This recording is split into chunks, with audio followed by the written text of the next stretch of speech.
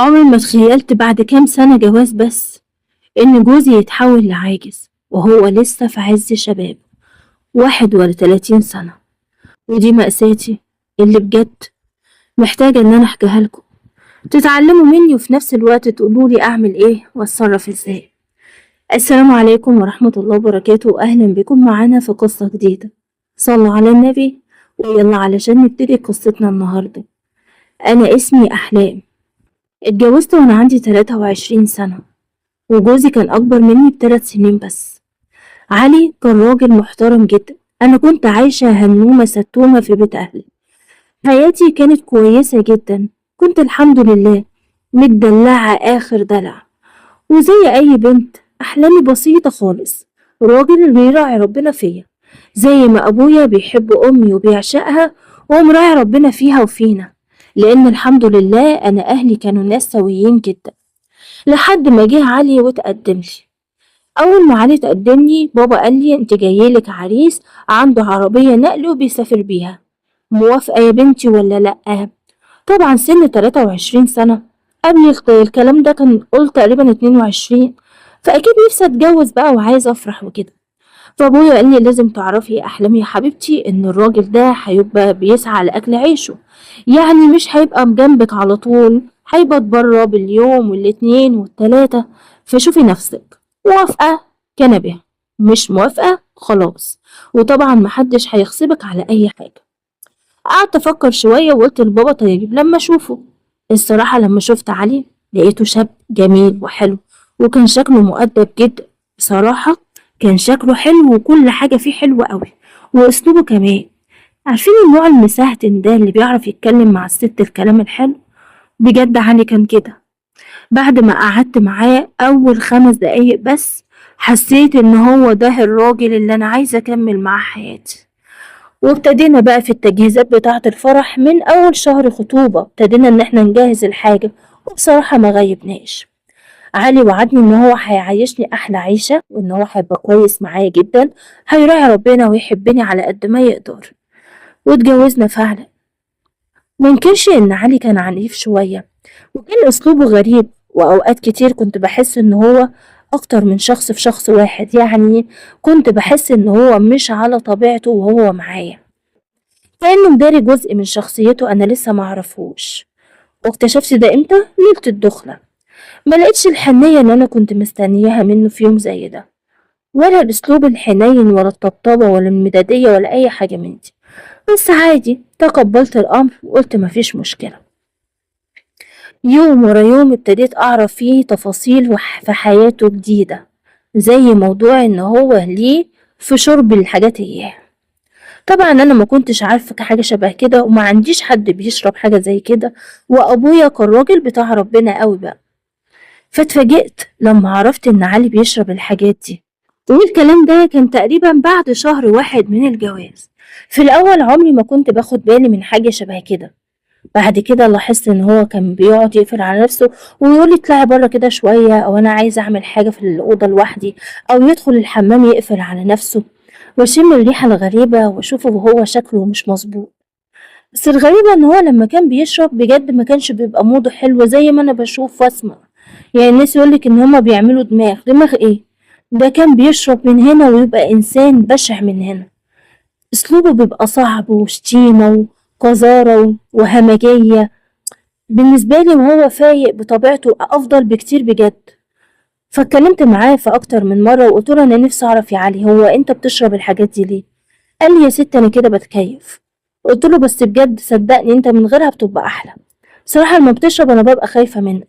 طبعا كان بيتريق عليا ويمسكني تقليص بقى طول الليل، لحد ما خلاص رديت بالأمر الواقع. بصراحة ما كنتش برضه أحكي لحد على أي حاجة، علشان ما كنتش عايزة أي حد يشوف شكله أو صورته قدامه تتهز. وعدت الأيام بيا وأنا عايشة وراضية وبقول الحمد لله. طبعا شغل علي بيخليه مش دايما عندي في البيت، خصوصا بقى لما يجيله سفريات بعيدة، مثلا على الحدود هنا أو هنا. لحد ما جه في مرة من المرات وهو في البيت ولقيت تليفونه جاله، ولقيت حد بيكلمه على واحدة ست، وتقريبا الواحدة ست دي كانت معاه في قلب العربية. واللي فهمته كده من المكالمة إن الست دي حصلت لها مشكلة بسبب وجودها معاه في العربية. ساعتها أنا اتصدمت فيه، أنا بابا قاعدة لوحدي قافلة ومتربسة بابي عليا وصايناه وصاينة شرف وهو مش موجود. أقصى حاجة بعملها إن أنا أقعد أتكلم مع أمي أو أخلي أمي تيجي تبات معايا وأطلب من بابا وأتحايل عليه وكان بيرضى. ومفيش عندي خطط لأي حاجة أعيشها بعيد عنه. وهو حتى الأيام اللي بيبقى شغال فيها وفي قلب عربيته بيبقى معاه واحدة ست. حاولت أفهم تفاصيل القصة من المكالمة وبجد ما كانش قصدي أتصنت عليه، هو اللي كان بيتكلم بنرفزة وكان صوته ساعتها عالي. وفهمت إن حصلت له مشكلة أو حصلت للست مشكلة بسبب إن حد شافها معاه في قلب العربية. من اليوم ده وأنا نفسي اتكسرت من ناحيته، وزي ما يكون فقدت كل حاجة من ناحيته، يعني ما بقاش فيه بقى لا حب ولا احترام ولا ود. مش هو ده الجواز اللي أنا كنت عايزاه ولا كنت راسمة عليه. كلمت أكتر من مرة وقلت له يا علي لو أنت بتعمل أي حاجة في العربية لازم تعرف إن الحاجة ديت غلط وحرام، وإن ربنا أكيد مش هيبارك لك، ده اللي أنت بتمشي بقى على الطريق وعلى السكة، بدل ما تقول يا رب استرها عليا ولا يا رب احفظني بتعمل كده فيها وتنجسها، بتجيب ستات فيها العربية. قعد يقول لي أنت مين اللي قالك الكلام ده؟ قلت له وقول لي بقى بتشرب الحاجات اللي أنت بتشربها وأنت في العربية كمان؟ طبعا بقى علشان تعمل دماغ وأنت سايق، أنت مش هتسكت غير لما تجيب أجل العربية دي. حرام عليك، اتقي الله فيا واتقي الله في نفسك وفي أكل عيشك. قعد يقول لي أنت هتعملي فيها ست المصلحة ولا إيه؟ ما توفري الكلمتين دول لنفسك. أنا يا ستي ما بجيبش حد معايا العربية، أنت أصلا عرفتي الكلام ده منين؟ قلت له أنا سمعتك وأنت بتتكلم وما تحاولش تقول لي لأ عشان أنا متأكدة. قال لي لأ أنت اللي ما بتعرفيش تسمعي كويس، المشكلة دي كانت تخص واحد صاحبي ما تخصنيش أنا. قلت له طيب والشرب؟ قال لي بقول لك إيه، أنتِ شكلِك كده ناوية على عكننة وزعل ووجع دماغ، فأنا هاقصّر معاكِ خالص وهادخل أنام علشان أروح شغلي. وصحى من النوم راح شغله. قُلت خلاص أنا مش هاتكلم معاه بعد كده في أي حاجة، هاسكت وهادعي له وربنا يهديه. بعد سنة والتانية من الجواز ربنا كرمني وجبت ابني أحمد، وقُلت أكيد إن شاء الله لما علي يشوف أحمد قدّام منه هيحاول إن هو يتغير على الأقل علشان خاطر ابنه.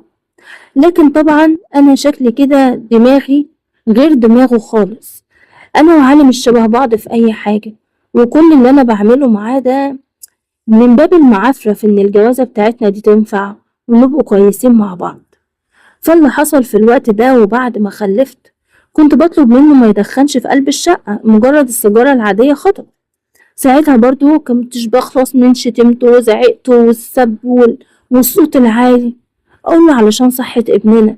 يقول له هو هيجرى له ايه يعني، ما انا ابويا كان بيشرب وانا قاعد وانا صغير وكبرت قدامك اهو بقيت زي الشحط، ايه المشكلة يعني؟ قلت له يا سلام، طب وانت ليه تربي عيالك بالتربية اللي انت تربيت بيها طالما هي غلط؟ وليه تعمل حاجة وتكررها حتى لو كان حد عاملها بس هي غلط؟ انت ازاي دماغك كده، انت ما بتخافش على ابنك ولا ايه؟ نفس الحكاية، كل مرة أجي أتكلم معاه في حاجة من دي لازم تقلب بخناق. بقيت خلاص متعودة، ساعة لما يبقى هيعمل كده أخد ابني وأقفل عليا باب أوضة، أو مثلا أنزل تحت بيه أمشيه أوقفه في بلكونة، أهم حاجة إن هو ما يشمش القرف ده.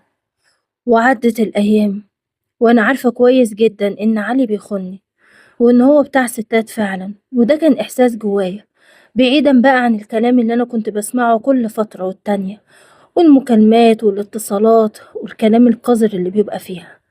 وفضلت أدعيله وقلت يمكن ربنا يهديه، ما ينفعش إن أنا أتطلق عشان خاطر ابني على الأقل. وبرضه ما حكيتش لحد على أي حاجة لحد ما تقريبا علي يكمل ال30 سنة، نعتبر برضه لسه في عز الشباب. وفي يوم وأنا قاعدة جالي اتصال قبض قلبي كله أول ما سمعت كلمة حضرتك مرات علي. وقلت له أيوه.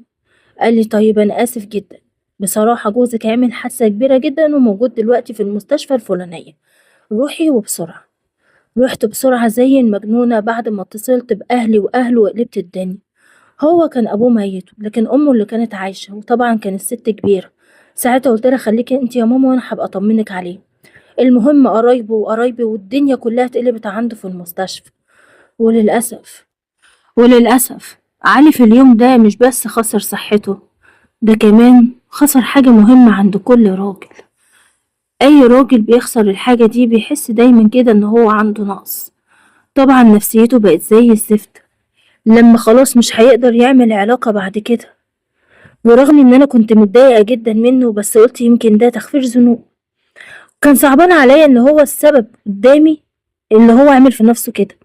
كنت شايفة ده عقاب من ربنا على كل الحاجات الغلط اللي هو كان بيعملها وهو في أكل عيشه. بس طبعا ما قلتلهوش الكلام ده، الكلام ده كان جوايا.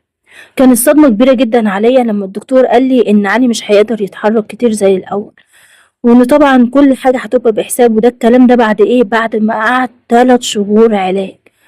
موال وقصة طويلة عريضة دخلنا فيها.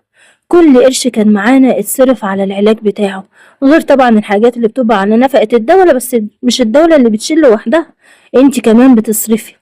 لغاية ما بقى خلاص قاعد في البيت عمال ينضف في حظه. أول ما فاق وبدأ إن هو يتكلم معايا، طبعا كانت نفسيته متدمرة زي ما قلتلكم. ويمكن كان مؤثر عليه موضوع العلاقة ده أكتر كمان من الحركة. كان كل كلامه عن نفسه إن هو خلاص ما بقاش راجل. وأنا قلتله بكل احترام: أنت يا علي في عينيا، وكفاية بس إن أنت قمتلنا بالسلامة. أهم حاجة إن أنت تبقى موجود معانا، وأي حاجة بعد كده مش مهم. قعد يقول لي: بصي يا بنت الحلال، أنت لو عايزة تطلقي براحتك قوليلي وأنا هطلقك. ما أنت هتعيشي معايا ليه بعد كده؟ أكيد يعني ماليش وش إن أنا أتكلم معاكي في أي حاجة، فشوفي اللي أنت عايزاه. قلت له: اوعى تقولي الكلام ده، هو أنت شايف للدرجة دي إن أنا مش بنت وصول يا علي ولا إيه؟ وبرغم إن أنا عمري ما سمعت كلمة حلوة منه، إلا أنا في الوقت ده بقيت عاملاه الوسيل من الكلام الجميل. أنت جوزي وتاج راسي، ربنا يخليك لينا يا رب. أنت الحاجات ديت بالنسبة لي مش هي الأساس، أهم حاجة الود والحب والاحترام اللي بينا. أنا بس عايزاك بقى تمشي كويس وتراعي ربنا. قعد يبصلي وعينيه بتطق إشارات بيقولي: هو أنت بتعايريني ولا إيه؟ وأنا مش همشي كويس هروح أعمل إيه يعني؟ ما خلاص اللي حصل حصل، مش هعرف أعمل أي حاجة من اللي كنت بعملها قبل كده. صراحة مرضتش أقوله اللي في قلبي، وإن هو فعلا عقاب من ربنا، أو يمكن ربنا عايز يطهره من القرف اللي هو كان فيه ده. وساعتها حاولت إن أنا أغير الكلام وأتكلم معاه في أي حاجة تانية. بس الحقيقة بقى إن علي بقى صعب خالص في التعامل، كل حاجة مش عاجباه، بقى إنسان عصبي أكتر من الأول. وفضل زي ما هو، مفيش أي حاجة اتغيرت فيه ولا حاجة اتكسرت فيه. أنا ما كنتش عايزاه يتكسر ولا تتكسر رجولته، أنا كنت عايزاه هو يتكسر قدام ربنا، يعني يبقى كويس بقى معايا، يبقى اتعامل معايا بما يرضي الله، مفيش بقى مجال اللي هو بيعمله فيا ده. علشان كده اتمسكت بيه. وطبعا أبويا ربنا يديه الصحة قال لي: بصي يا بنتي، انت دلوقتي في ضيقة، وجوزك بصراحة فعلا في موقف صعب، بس أنا عارف إن انت بنتي أصول ومتربية كويس، اعملي يا بنتي اللي يمليه عليه ضميرك. قلت له: يا بابا أنا مش عايزة أي حاجة من الدنيا، وأهم حاجة إن جوزي كويس، والحمد لله إن هي جت على قد كده. وبالنسبة لي ابني وجوزي هم رقم 1 في حياتي، وطبعا بيتي. قال لي: يعني انت مقررة نفسك راضية على الموضوع ده؟ قلت له: طبعا يا بابا، هو أنا ينفع أصلا أسيب جوزي في وقت زي ده؟ قال لي: والله يا بنتي انت بنت حلال، أنا عارف، بس كنت برضو عايزة أتأكد إن انت من جواكي كده مش متغصبة ولا متضايقة ولا حاجة. قلت له: عيب عليك يا ابو احلام، انت عرفت تربي كويس، وانا ان شاء الله كفيلة اعمل اي حاجة علشان خاطرك. طبعا مع الوقت الدنيا بقت ضيقة قوي، وعلي مفيش اللي بيديه ومفيش اللي بيساعد. فانا زي اي واحدة ست قررت ان انا اشتغل، ومش عيب. قلت لازم اشتغل واعمل اي حاجة تجيب قرش علشان الدنيا تمشي والبيت يمشي، حتى لو هو بيعرف يدخل حاجة. وفي الوقت ده اصلا علي ما كانش قادر يشتغل. مش كل ده مش مهم. طبعا سبت بقى ابني، بقيت اسيب احمد مع امي ربنا يخليها لي، وانزل اشتغل انا، واجي ادبر بيتي واعمل اكلي بسرعه وانضف واروق واشوف طلبات علي واخليه مش ناقصه حاجه. بس اتفاجئت بقى ان الاستاذ مش بس عايزني اشتري له سجاير بالفلوس اللي انا بتعب واشقى بيها، ده كمان عايزني اشتري له المدعو. اي حد يديله قرش، اي حاجه تجيله من عند حد من قرايبه ويجي يسلم عليه ويديله حاجه، لازم يبقى عايز يشتري بيها الزفت ده. أول مشكلة حصلت بيني وبينه كانت بسبب الموضوع ده لما لقيته بيعرض عليا إن أنا أروح أشتري له الحاجة دي. قلت له: هو أنت يا علي ما عندكش نخوة؟ يعني بايعني مستبيع كده؟ إزاي تعرض عليا عرض زي ده؟ إزاي عايزني أنا مراتك أروح أشتري لك حاجة زي دي؟ على العموم أنا ما كنتش متوقعة منك ده. قعد بقى: انتي بتذليني، هو انا علشان مش قادرة اتحرك؟ على فكرة انا ممكن اقاوح واجي على نفسي وانزل، بس انا ما كنتش مستني منك ده. وقعد يا جماعة يذلني كأني فعلا انا اللي غلطانة. والله انا شكيت ان انا اللي غلطانة. رحت قايله له: على العموم شوف لو حد هيجي يجيب لك الحاجة دي كسبه، لكن انا مش هروح اجيب حاجة وانت حر. في الاول كان ساعات بيبقى معاه فلوس، بعد كده الموضوع اتطور وبقيت انا اللي ادفع، وانا اللي لازم اسكت وما اتكلمش. بعد كده بدأ يقدر ان هو يتحرك، فكان ينزل على اول الشارع مثلا يشتري الحاجة من صاحبه اللي جاي يجيبها له ويمشي. ومرة يقول لي دي كادو، مرة يقول لي هاتي فلوس، مرة يقول لي خلاص انا معايا، ومرة تجر مرة، لما حسيت ان انا يا جماعة مش قادرة استحمل. وكل ده بقى كوم، وموضوع اتهامه ليا دايما ان انا في علاقة او في حد في حياتي. عمي مش قادر يستوعب ان انا قادرة اعيش كده عادي من غير الحاجة دي. اصل هو يعني ما كانش ممتعني فيها، ولا انا كنت غاوياها، ولا انا من الستات اللي بتهتم بالكلام ده. حاولت افهمه اكتر من مرة، يقول لي: لا، انا عارف الستات كويس ومفيش واحدة تعيش مع راجل كده. انت عارفة انا كام واحدة بتبقى متجوزة وتجيلي عشان جوزها مش مكفيها؟ قلت له: ولو انت كنت بتقابل النوعية دي من الستات ليه مفكر ان كل الستات كده؟ قال لي: علشان انتوا كده. وانا متأكد دلوقتي ان انت لما بتخرجي وتروحي وتيجي اكيد في حد في حياتك. ما تحسسنيش ان انت طاهرة الشريف. انا عارف ان انت اكيد بتروحي تظبطي نفسك بره. اي وقت اتأخر فيه لازم اسمع منه تلميحات لكده. لو في يوم حتى جيت بدري يقول لي: انت خلصتي مهمتك بدري النهارده يعني. مهما فهمه ان انا كنت في شغل والشغل خلص بدري وجيت، طب هروح فين يا جماعة؟ اتأخر يقول لي: هي ايه النبطشية اتأخرت النهاردة ولا ايه؟ ولا كان المود عاجبك وقلتي تطولي؟ كلام بشع وألفاظ صعبة جدا ان انا اسمعها في نفسي وفي شرفي. سب وشتيمة وذم وابقى ساكتة. اكتر من مرة اتكلمت معاه، صدقني يا علي انا مش بتاعت الكلام ده. وانا لو اصلا انت كنت شايف ان انا بتاعت الكلام ده كنت هتبقى عارف يعني، واحنا متجوزين انا عمري كنت بتغيب عليا بالقد ايه؟ عمري جيت كلمتك في حاجة؟ ولا عمري جيت قلت لك اي حاجة عشان الحاجة دي مش في دماغي؟ يقول لي: لا، انا ابصم بالعشرة كده ان انتي بتعملي حاجة بره. والموضوع وصل بقى لتلميحات لاهلي، اي حد يجيلنا عارفين زي ما يكون جاتله حالة نفسية، شايف دايما ان انا وحشة، دايما انا بعمل حاجة غلط، ما عندهوش اي احساس بالثقة فيا. وانا عارفة طبعا انتوا هتقولوا ان ده بسبب الوضع اللي هو بقى فيه، وان هو بقى عنده احساس بالنقص، زائد للأسف الستات الكتير اللي كانت بتخون رجالتها معاه، فهو بقى مفكر ان كل الستات بالطريقة دي. لكن انا خلاص تعبت، ولما لقيت الموضوع زاد عن حده وخلاص ما بقتش قادرة استحمل. ما بقاش انا طالع عيني في الشغل وفي البيت، وبحاول اعمل كل حاجة بنفس راضية ومستحملة كل حاجة، وفي الاخر انت بتذم فيا وبتغلط فيا وتجرحني في شرفي، ودي حاجة غالية عندي قوي. صعب عليا نفسي. فقلت له: بقول لك ايه يا علي، فاكر اول ما حصلت الحادثة انت قلت لي لو عايزة تتطلقي هطلقك، وانا ساعتها قلت لك لا. اديني بالجزمة ديت يا علي عشان انا قلت لك لا. انا عايزاك تطلقني يا علي، انا اسفة ان انا قلت لك لا، انا هبقى عليك. انا ما كنتش متخيلة ابدا ان انت تكون بالقرف ده. ده انت ما فيش حد يا راجل في عيلتي ولا عيلتك الا وقايل له الكلام وانت المحدي عليا. طب لما انت شايف ان انا ست كده عايش معايا ليه؟ انت مش مجبور على فكرة تعيش مع واحدة بقى كده، انت عندك كل الحق ان انت تطلقني. يقول لي: بس مش هسيبك لغيري. قلت له: انت مش كنت عارض عليا الطلاق؟ يقول لي: كنت عبيط. انت لو هتسيبيني ده انا هبصي هشوه وشك، ده هخليكي ما تنفعيش لا ليا ولا لغيري، يا تبقي معايا يا ما تبقيش مع حد خالص. قلت له: والله انا مش عايزه اتجوز، انا بس هعيش لابني وبس، مش عايزه اي حاجه تانية من الدنيا. قال لي: برضو مش هيحصل. اخر ما فاض بيا يا جماعه وحاولت خلاص ان انا اجي على نفسي، ولقيته برضو بيتكلم معايا بنفس الطريقه، رحت متصله على امه، على اهله، الناس الكبيره اللي في عيلته، عمام خلان اهلي، وجيت حكيت لاهلي على كل حاجه. وحكيت لأهله على كل حاجة وعملنا قعدة عرفية، وكلهم في قلب القعدة قالوا حق ربنا أحلام ليها الحق إن هي تتطلق مني.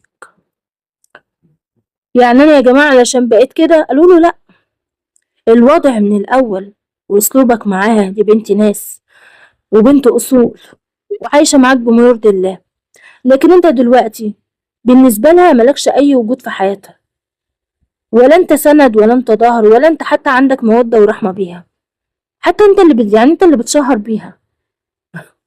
عايز تبقى معاها ليه؟ فعلا هي عندها حق. لما أنت شايف إن مراتك مش كويسة عايش معاها ليه؟ خلاص كل واحد يروح لحاله. أنت ما بتقدملهاش أي حاجة من حقوقها الزوجية غير الفراش. احنا بنتكلم في حاجات تانية، عشان هو كل ما حد يكلمه يروح قايل الموضوع ده. مش قادر يفهم برضه الموضوع، مش ده الأهمية الكبيرة. اللي انت بتعمله اسلوبك معايا هو فعلا اللي فارق معايا، وهو ده اللي ذبحني. يعني انت علشان خاطر ما بتعرفش تعمل حاجة تروح تشهر بيا وتقول لي وانت عايزة تطلقي مني عشان انا مش بعرف اديكي حقوقك؟ طب ما تعيش معايا بما يرضي الله يا اخي، طب ما تراعي اللي انا مرعياك. فكلهم حكموا لي فعلا ان انا اتطلق، وكلهم قالوا حق ربنا احلام ليها الحق ان هي تتطلق منك. يعني هو بقى قعد يعيط وقعد يتمسكن، وانتوا بتعملوا معايا كده ليه وانا خلاص ما بقاش ليا اهل؟ هو انا علشان خلاص بقيت عاجز؟ فساعتها فكنا القعدة العرفية، لكن خلاص بقى مفتوح مجال بينا ان احنا ان شاء الله في انفصال وفي طلاق. وانا على نيتي بقى مستنية لما هو يهدى شوية ويجي بقى بما يرضي الله وكل واحد مننا يروح لحاله، وما كنتش عايزة اي حاجة من الدنيا غير ابني وبس. لقيت في يوم علي وشه مخطوف كده ومش متزن، مبقتش عارفة ماله. فبقول له يعني انت مالك؟ بيقول لي تعبان. قلت له تعبان مالك عندك ايه؟ يقول لي مفيش. على اخر اليوم كده لقيت علي طب واقع، وكان بجد شكل الميتين. اتصلت بسرعة بالإسعاف وقلبت الدنيا كلها فوق بعضها، والحقوني أنا مش عارفة في إيه. رحنا المستشفى علقوا له حاجات كده وكشفوا عليه، وبعدين قالوا ده في زي تسمم عنده. أول ما علي ما فاق أول حاجة قالها مراتي عايزة تقتلني يا دكتور، اتصلي بالبوليس حالا. أنا طبعا مش فاهمة إيه اللي بيحصل، فببص لعلي كده، مرات مين اللي عايزة تقتلك؟ انتي عمالة تسمميني بالبطيء، انت عايزة تموتيني بالبطيء. انا عارف ان انتي مش عايزاني، بس بتموتيني ليه؟ فانا ببصله كده، طبعا واقفة ساكتة لان انا ما عملتش حاجة. فلقيت فعلا البوليس جه وفعلا الضابط بلغ، وفعلا الموضوع بقى فيه طب شرعي وقدروا يثبتوا ان هو جسمه فيه سموم، مش موضوع اللي هو حالة تسمم من اكل او كده. وتحديدا قالوا ان ده تسمم دوائي. يعني انا مثلا خلطت له ادويه كتير وحطيتها له، مش عارفه بصراحه كان قصدهم ايه ولا ادويه ايه بالظبط، بس انا فعلا ما عملتش ده. الدنيا اتقلبت بقى وكله شك فيا بجد، وكله كان مصدق كلامه، خصوصا ان انا فعلا كنت عايزه اتطلق، لدرجه ان ابويا نفسه قال لي انت يا بنتي عملتي فعلا فيه كده؟ قلت له يا بابا انا لما حبيت اتطلق من علي عملت قعده رجاله، ويا ريتني كنت اتطلقت يوميها. انا هعمل فيه كده ليه بس؟ اقتله ليه يا بابا؟ قال دي كانت عايزة تموتني بالبطيء، عشان كده كانت بتعمل فيا كده. وفضل يتكلم كتير قوي، والغل والكره والحقد كانوا في عينيه. وسبحان الله من عند ربنا، طبعا النيابة لما اتحفظوا عليا وابني بقى مع امي، انا كنت منهارة ومبقتش بقول اي حاجة غير يا رب انت عارف ان انا ما عملتش حاجة، وان انا فعلا كنت بعامله بما يرضي الله. فسبحان الله بيعملوا تحريات هم عند البيت، بيعرفوا كل تفصيل عني. حرفيا راحوا عند البيت واستجوبوا كل الجيران، وكله بقى حكى ان علي كان صوته عالي، علي كان اسلوبه مش كويس، ان الست احلام دي كويسة او محترمة، دي كانت بتشتغل وفي حالها، وكان دايما بيزعق لها كلام من ده. لحد ما الكلام وصل لصيدلية اللي كانت ناحية البيت عندنا، وسبحان الله الصيدلي قعد يستفسر هما بيتكلموا على ايه وبيسألوا على مين. فراح قايلين له بالظبط اللي حاصل، إن علي الفلاني الفلاني السواق اللي ساكن هنا مراته كانت عايزة تقتله، وكانت بتخلط له أدوية والكلام ده كله. وقصتي اتعرفت بقى واتفضحت في الشارع. سبحان الله الضابط ده اللي راح يسأل عليا ويعمل التحريات هو اللي كان السبب في نجاتي، لأن الصيدلي ساعتها بعد ما عرف القصة كلها منه راح قايل له طب أنا لو عندي كلام خاص بالقضية دي ممكن أروح إزاي أو أعمل إيه؟ قال له تعالَ معايا دلوقتي. راح واخد الصيدلي ودخّله على وكيل النيابة اللي هو المسؤول عن القضية بتاعتي، وقعد معاه وقعد حكى له كل حاجة أنا نفسي ما كنتش أعرف. والصيدلي في الوقت ده قال إن أستاذ علي كان بينزل وكان بيشتكي لي إن هو جسمه مكسّر من وقت العملية، وأنا كنت مستغرب لإن عدّى وقت طويل عليه. كان بيطلب مسكنات بكميات كبيرة وكمان مهدئات وبيقول لي أنا مش باقدر أنام، وكان بييجي بانتظام ياخد منّي الحاجة دي. اتاري الأستاذ علي كان مخطط فعلًا إن هو بياخد الأدوية دي بجرعات عالية علشان يتهمني إن أنا باموّته بالبطيء. واليوم اللي أنا كلمت أهلي فيهم ده وعملت له القعدة، قرر إن هو بقى إيه يبهدلني خالص، فخد جرعة عالية جدًا هي اللي اتسببت في إن هو حصل له كده. برضه الدوا كتره مش حلو، ده خد كمية كبيرة جدًا في اليوم ده علشان يحصل له كده، وأنا بكل صفة نية طلبت له الإسعاف وجرينا على المستشفى علشان ألحقه. الحمد لله والشكر لله، لولا إن الصيدلي ده سمع بقصتي، لولا أنا طلعت من السجن كان زماني مرمية لغاية دلوقتي وكانوا فعلًا هيصدقوه، لإن هو الوحيد اللي كان عارف إن أنا عمري ما رُحت اشتريت حاجة شبه زي كده. وقال أول ما سمعوا الكلام كان ممكن برضه يتوقعوا إن هو بيشتري العلاج ده ليه، بس هو أكد لهم إن أنا عمري ما رُحت اشتريت له مثلًا روشتة، فطبيعي إن أنا مراته أكيد حابة باشتري له العلاج، فعلشان كده شكّوا في علي إن هو قاصد يعمل كده.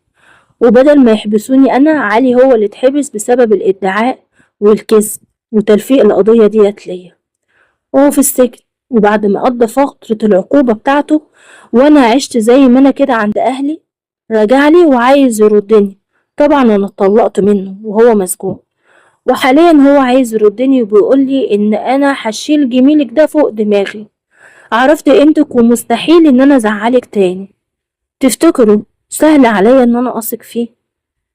علي ما خانيش مرة واحدة ولا 2 ولا 3، عمري ما شُفت منّه حنيّة ولا وِد ولا رحمة، وعمري ما لقيته بيتعامل معايا بما يرضي الله، لدرجة إن هو كان هيأذيني وكان ممكن يجرى له حاجة بجد وأنا اللي أروح فيها، ويا عالِم كانوا هيعرفوا الحقيقة والّا لأ.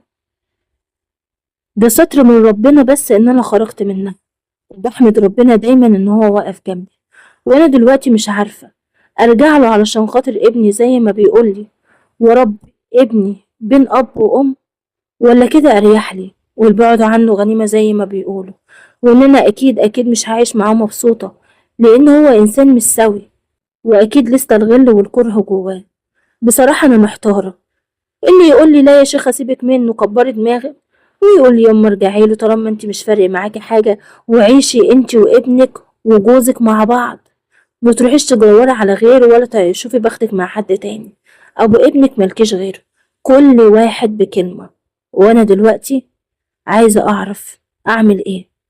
بصراحة أوقات باندم أصلًا إن أنا فضلت معاه، علشان كده باقول بلاش أرجع له، بس برضه الحيرة مش راضية تسيبني، ونفسي حد يقول لي القرار الصح والمضبوط. فلو أنت سمعت قصتي دلوقتي عايزاك تقول لي لو أنت كنت مكاني كنتِ هتعملي إيه؟ ولحد هنا انتهت قصتنا. لو كملت القصة ما تنساش تشاركنا برأيك تحت أسفل التعليقات لأنه أكيد بيهمني. اشترك في القناة وفعل زر الجرس علشان يوصلك مني كل جديد، وياريت لو تعمل شير لأصحابك وحبايبك علشان هما كمان يتابعوا معانا قصتنا النهاردة. سلام عليكم.